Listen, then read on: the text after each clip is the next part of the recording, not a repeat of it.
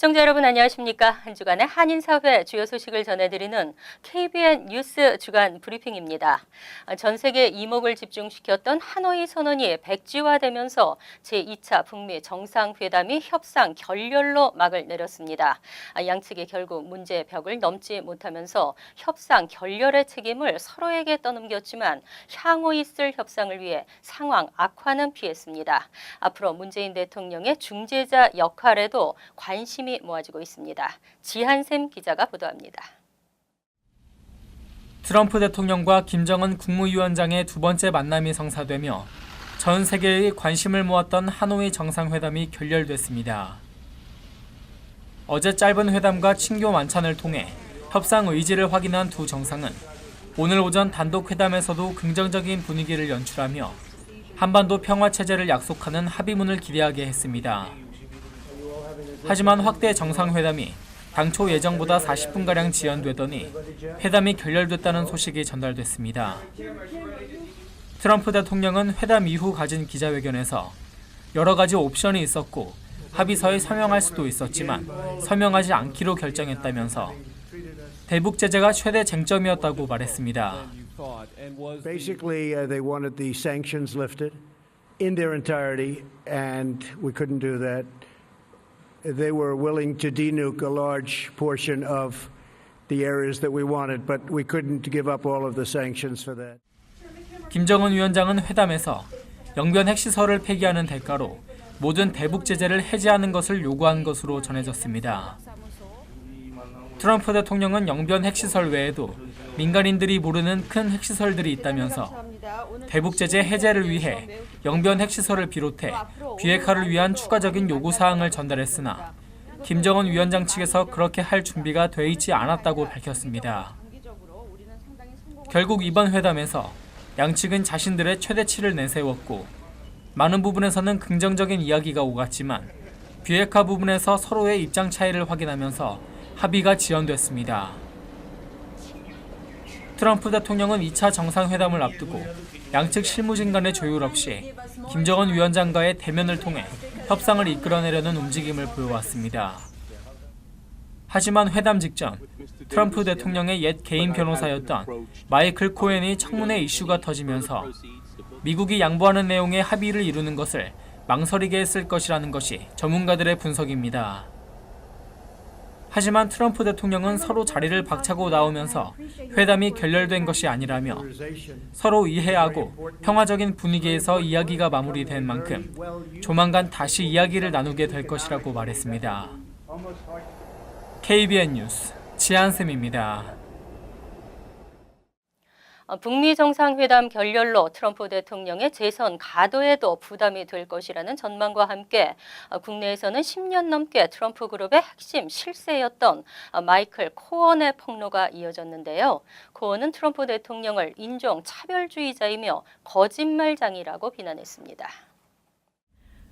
마이클 코언은 하원 감독개혁위원회에서 선서 후 행한 증언을 통해 트럼프 대통령은 자신의 측근들의 치명적인 주장들을 정치적으로 감추고 대통령 선거운동 당시 러시아와의 거래에 대한 거짓말에 이용했다고 밝혔습니다.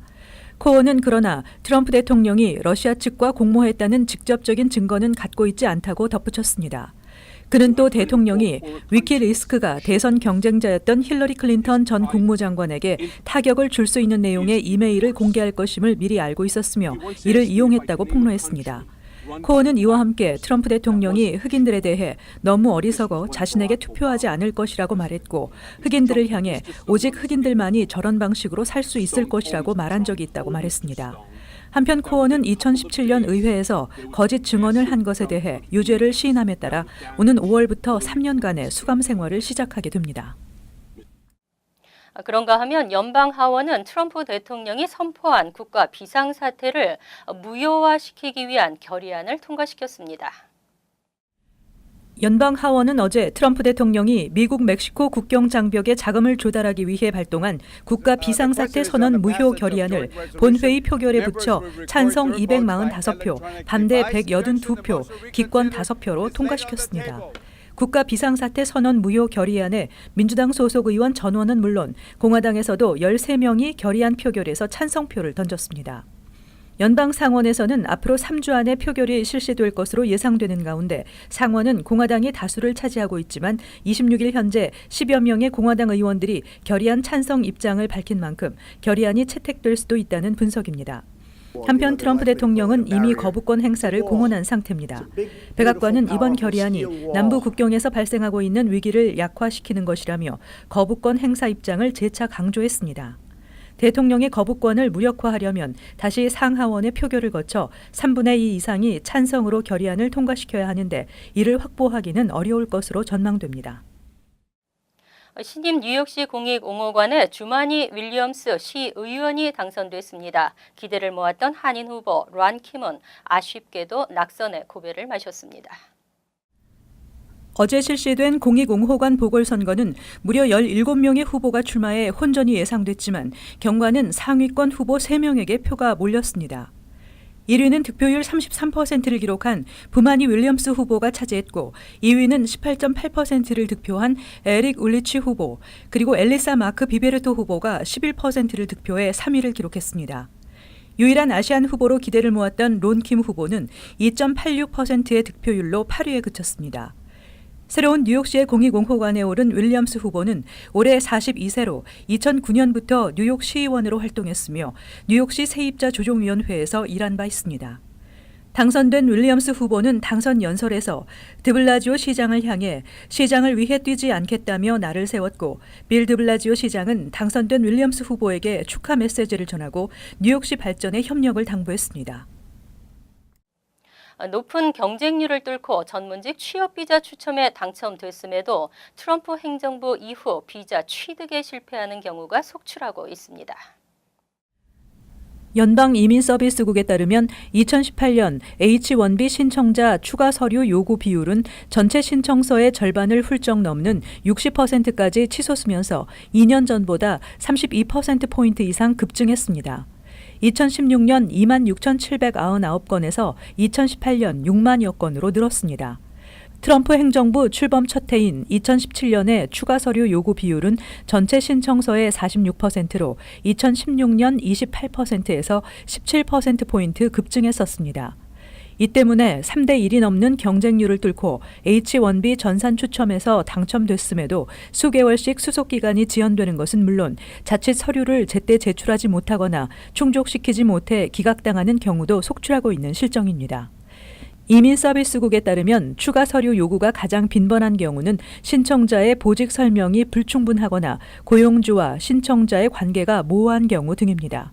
반면 H-1B 비자 승인율은 2016년 92%에서 2017년 83%, 2018년 76% 등으로 2년 사이 16%포인트 이상 급락해 취업 비자 취득은 한층 어려워지고 있습니다.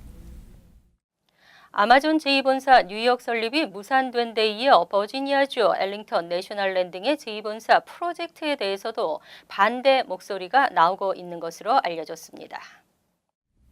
팍스 뉴스는 아마존이 제2본사 부지로 선택한 워싱턴 DC 내셔널 랜딩 지역도 집값 급등과 지역 노동 계급 소외 등 문제점을 부각하며 뉴욕과 같은 반발에 직면했다고 보도했습니다. 버지니아 주민은 68%가 아마존 제2본사 유치에 찬성하고 30%만 반대하고 있습니다. 그러나 최근 아마존이 아닌 우리를 위해라는 시민단체 연대가 생겨나면서 유치 반대 캠페인을 주도하고 있습니다. 부동산 업체 롱앤포스터에 따르면 알링턴 지역 집값은 1년 전보다 10% 올라 평균 60만 7,500달러에 달했으며 알렉산드리아 지역도 집 구하기가 훨씬 어려워졌습니다. 아마존은 크리스틀시티 등지에 앞으로 12년간 평균 연봉 15만 달러에 양질의 일자리 2만 5천 개를 만들겠다고 약속했으며 버지니아주 입장에서 막대한 세수도 기대하고 있습니다. 그러나 시민단체 관계자는 각종 세제 혜택 등으로 아마존에 제공하는 인센티브도 상당하다며 세계 최대 부를 축적한 오만한 아마존에 왜 수백만 달러의 세금이 들어가야 하는지 의문이라고 지적했습니다. 앞서 뉴욕 롱알랜드시티의 아마존 제2본사 설립 계획은 민주당 알렉산드리아 오카시오 코르테스 연방 하원 의원 등의 강력한 반대로 백지화됐습니다. MTA가 최종 확정된 교통요금 인상안을 발표했습니다. 뉴욕시 버스와 전철의 메트로카드 1회 탑승 기본 요금은 현행대로 유지하되 카드 충전액 보너스는 없어집니다. 정기 승차권 요금은 최대 5% 인상되고 뉴욕 시내 교량과 터널 통행료도 인상됩니다. MTA 인상안에 따르면 메트로카드 1회 탑승 기본 요금은 $2 75센트로 그대로 유지하고 싱글 티켓 구매 가격도 현행과 $3로 동일합니다. 그러나 일주일 무제한 탑승이 가능한 정기 승차권은 현행 $32에서 3.1% 오른 $33로 1개월간 무제한 정기 승차권은 $121에서 5% 인상된 $127로 각각 상향 조정키로 했습니다. 또한 메트로카드에 $5 50센트 이상을 충전할 때마다 제공되는 5%의 보너스 프로그램은 폐지됩니다. 단 저소득층에 대한 보너스 프로그램은 계속해서 제공하기로 했습니다. 뉴욕 시내 교량과 터널의 통행료도 인상됩니다. 우선 퀸즈 미드타운 터널, 휴케리 터널, RFK 브릿지, 와이스톤 브릿지, 트록스넥 브릿지 등의 통행료는 이지패스 사용 시 현행 $5 76센트에서 $6 12센트로 오르며 우편으로 통행료를 부과하는 경우에는 현행 $8 50센트에서 $9 50센트로 인상됩니다. 베라자노 브릿지는 이지패스 사용 시 $11 52센트에서 $12 24센트까지 오르며 헨리 허드슨 브릿지는 $2 64센트에서 $2 80센트로 인상됩니다. MTA는 또 롱아일랜드 레일로드와 메트로 노스 등의 요금도 앞으로 2년 동안 4%를 인상하기로 결정했습니다. 이번 메트로카드 요금 인상은 오는 4월 21일부터 시행되며 교량과 터널 통행료 인상은 3월 31일부터 적용될 예정입니다. MTA는 이번 요금 인상으로 인해 연간 $3억 3,600만 달러를 확보할 것으로 예상하고 있습니다. 지난 26일 저녁 롱아일랜드에서 발생한 롱아일랜드 레일로드 열차 사고로 3명이 사망했습니다. 승객 900여 명이 대피하면서 큰 혼란이 빚어졌습니다.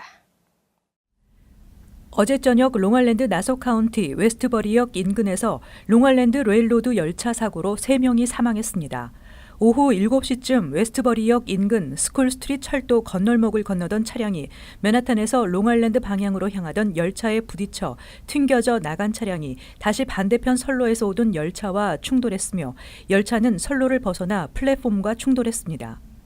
차량에 타고 있던 3명은 사망했고 열차 승객 중 최소 7명이 부상을 입었습니다. 사고로 인해 열차는 큰 손상이 생겼고 당시 두 기차에 탑승 중이던 900명이 넘는 인원이 긴급히 대피했습니다. 목격자들은 철도 건널목 차단기가 내려갔음에도 불구하고 차량이 무리하게 진입하다 사고가 발생했다고 말했습니다. 사고로 인해 어제 저녁부터 오늘까지 맨하탄과 롱아일랜드 구간 열차가 대폭 지연되면서 통근에 큰 차질을 빚었습니다.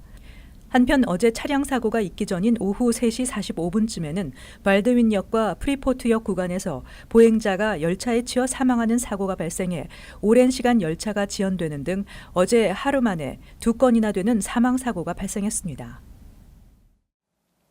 친이민자 정책을 표방하고 있는 뉴욕주가 범시민적 건강보험 플랜을 발표했습니다. 서류, 미비자까지 모두 포함시킨 무료 건강보험인데요.